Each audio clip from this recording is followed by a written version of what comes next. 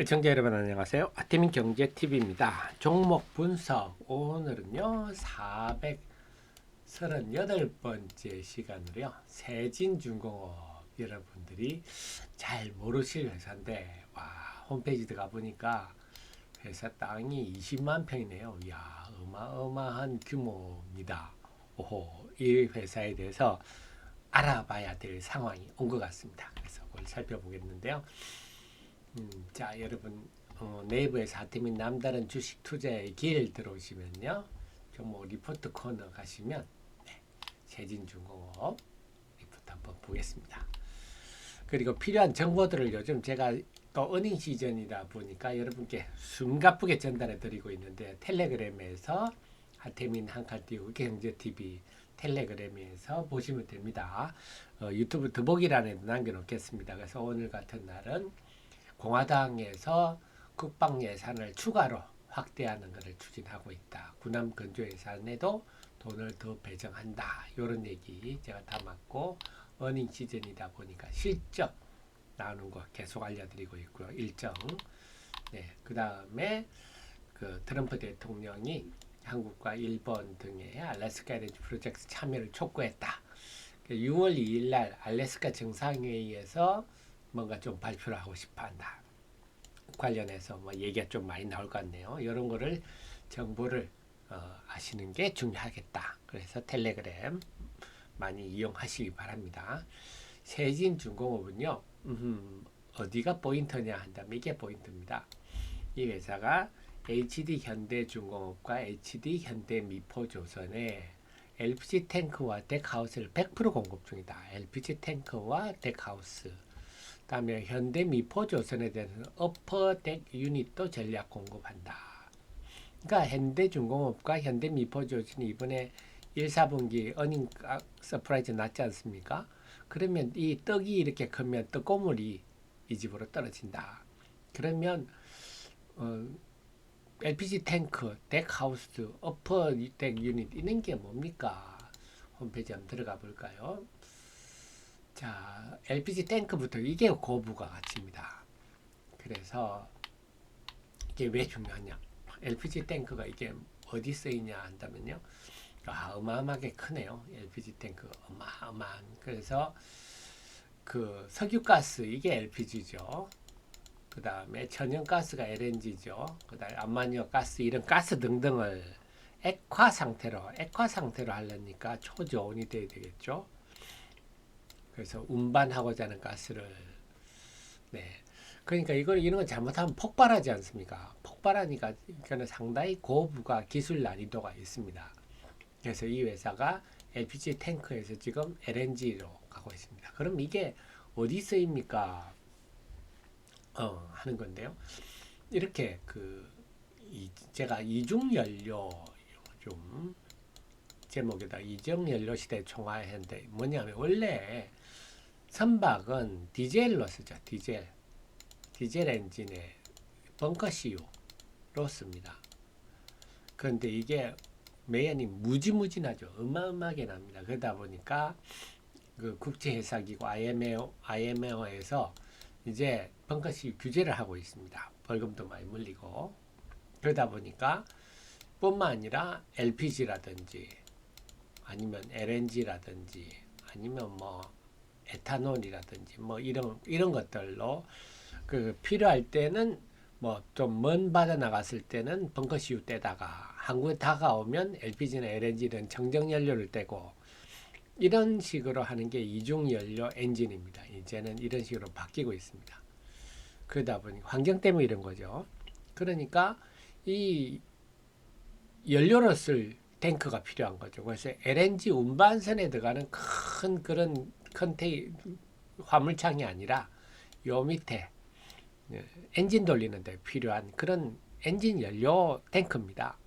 당연히 이 부분도 중요하죠. 새 나간다 폭발성이 있기 때문에 이 부분을 이 회사가 지금 현대중공업 현대미포주에서 독점하고 있다. 아하, 이게 굉장히 부가가치가 상대적으로 높다는 겁니다. 그렇군요. 또 뭐가 있을까요? 사업 분야 보고 아까 어퍼덱 유니트, 덱하우스 볼까요? 덱하우스는 좀 이해가 쉽. 요거네요. 네, 선박에 여기가 뭐 항행하는 곳이고 선장들이 있는 곳이고 요 밑에 뭐 선원들 잠자는 데도 있고 운동하는 데도 있고 이런 거죠. 요런 걸 만드는군요. 요런 것들. 이게 덱하우스군요. 그 다음에 어퍼 유닛도 볼까요? 어퍼 유닛을 한번 보면요. 네, 어퍼 유닛 말 그대로 배 윗창입니다. 윗뚜껑이라고 할까요? 배 위에. 네. 배 윗부분이죠. 요런 것들. 근데 이게 그냥 윗뚜껑이 아니라 뭐 만약에 컨테이너선이다 하면 위가 단순하겠지만 이렇게 화학 운반선 네, 위가 또 복잡합니다. 이거 쉽게 만들 수 있는 곳이 아니죠. 네, 어퍼 유닛 이런 것도 만들고 그 외에도 또 다양합니다. 뭐 덱하우스 이런 게 대표적이고 그 외에도 여러 군데 이런 거 배 선박이 관련된 거 만드는데 핵심은 말씀드린 대로 제일 핵심은 요겁니다. 이중 연료 시대의 부가가치가 높은 이런 거 하는군요.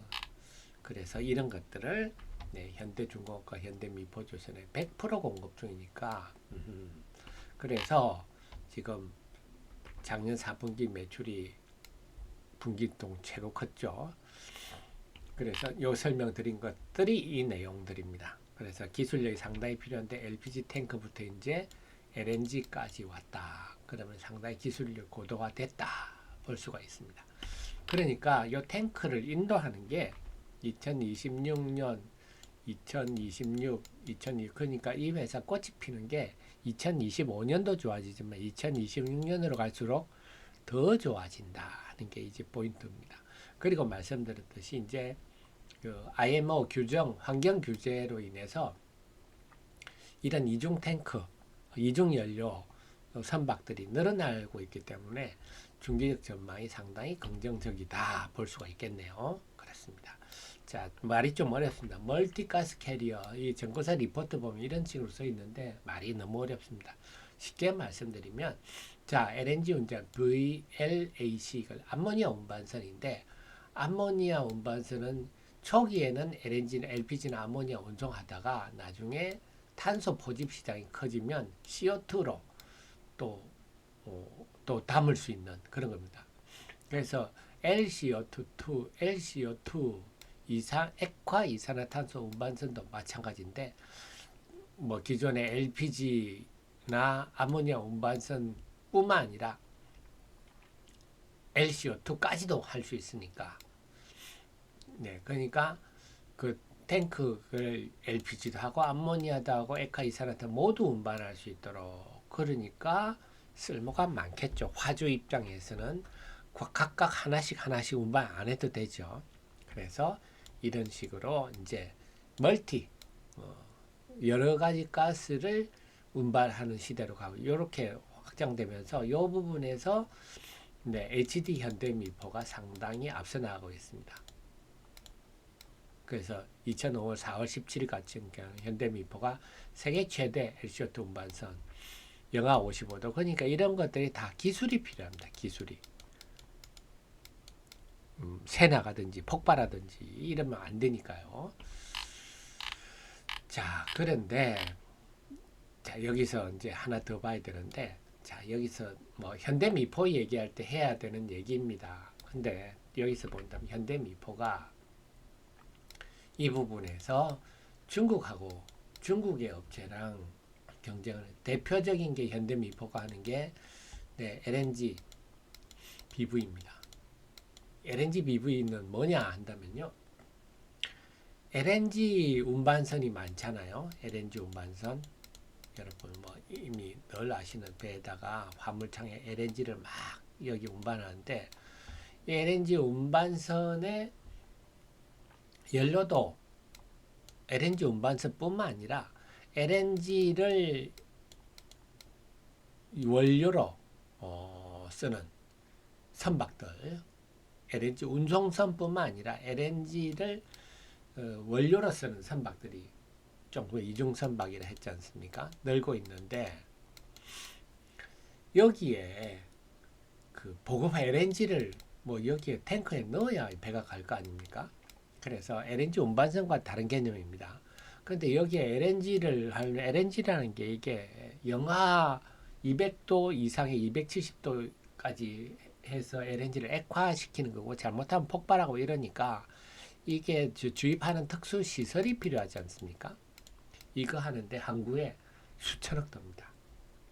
그래서 네덜란드 암스테르담 항구나 이런데 한두 군데밖에 없어요. 이 시설을 이렇게 수천억 들여서 할 수가 없잖아요. 그러니까 이런 항구에 이런 시설을 갖추지 말고 LNG BV 이 배에다가 이 배가 움직이는 주유소 개념이죠. 이 배가 움직이면서 LNG를 원료로 쓰는 이 배들한테 LNG 탱크에 주입을 하는 그런 개념입니다.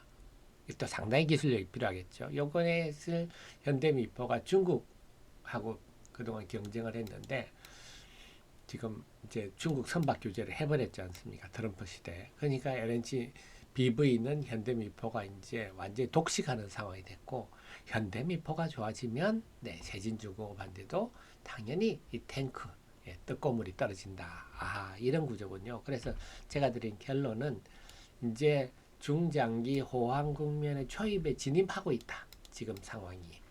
그렇게 보시면 되겠습니다. 그래서 세진중공업 아직 시장이 잘 모르는데요. 그래서 이번에 주가가 쭉 사람들이 몰라서 빠졌다가 이제 미국의 대중 선박 규제 등이 이제 알려지면서 일부 지식이 있는 이제 쪽에서 매수를 하고 있는 것 같은데 제가 볼 때는 중장기적 상승 추세 초기에 그래서 박스권 후에 중장기적 상승 초기에 진입한 게 아닌가 생각이고 최근에 기관들이 그동안 기관 매수가 없다가 네, 최근에 기관 매수가 이제 등장을 하고 있어요. 그래서 기관 매수가 이어질지 봐야 되는데 요거는 이 기본적으로 조선 같은 경우는 여러분 아시겠지만 군함 뭐 등등 해서 현대중공업, 현대미포 이런 종목들이 선도를 하고 있지만 그런 종목이 뻗고 나면 또 그 다음에 바통을 이어받는 후발주들이 나오는데 기자재 중에는 세진중공업이 가장